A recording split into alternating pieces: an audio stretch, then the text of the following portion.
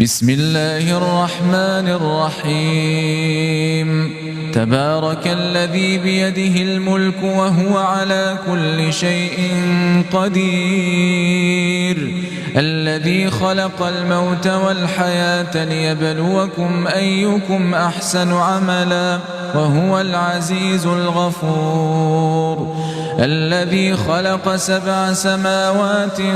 طباقا ما ترى في خلق الرحمن من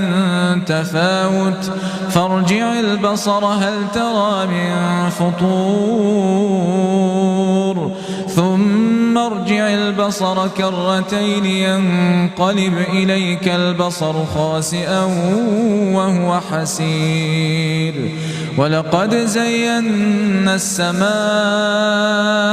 الدنيا بمصابيح وجعلناها رجوما للشياطين وأعتدنا لهم عذاب السعير وللذين كفروا بربهم عذاب جهنم وبئس المصير إذا ألقوا فيها سمعوا لها شهيقا وهي تفور تكاد تميز من الغيظ كلما ألقي فيها فوج سألهم خزنتها ألم يأتكم نذير قالوا بلى قد جاءنا نذير فكذبنا وقلنا ما نزل الله من شيء إن أنتم إلا في ضلال كبير وقالوا لو كنا نسمع أو نعقل ما كنا في أصحاب السعير فاعترفوا بذنبهم فسحقا لأصحاب السعير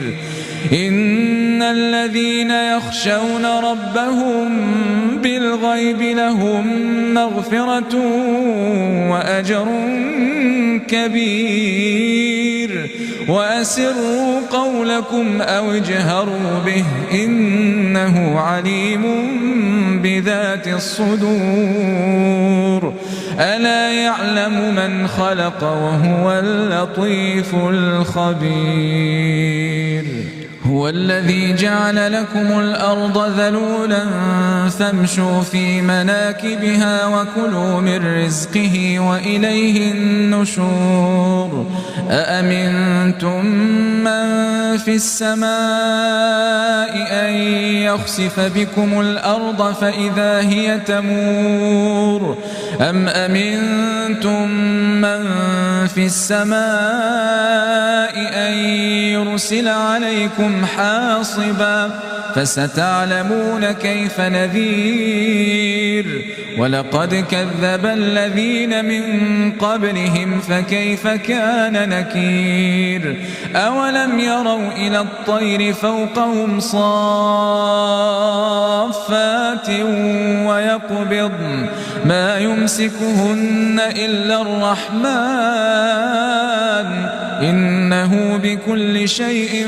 بصير أمن هذا الذي هو جند لكم ينصركم من دون الرحمن إن الكافرون إلا في غرور أمن هذا الذي يرزقكم إن أمسك رزقه بل لجوا في عتو ونفور أفمن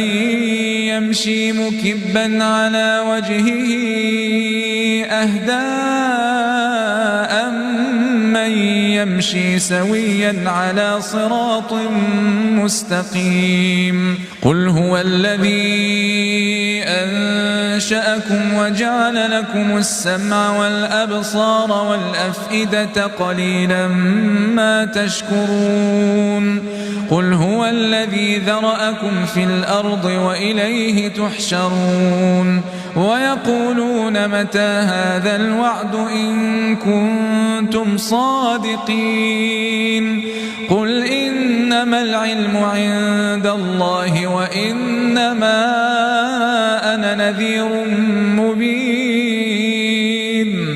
فلما رأوه زلفة سيئت وجوه الذين كفروا وقيل هذا الذي كنتم به تدعون قل أرأيتم إن أهلكني الله ومن معي أو رحمنا فمن يجير الكافرين من عذاب أليم قل هو الرحمن آمنا به وعليه توكلنا فستعلمون من هو في ضلال مبين قل أرأيتم إن أصبح ماؤكم غورا فمن يأتيكم بماء معين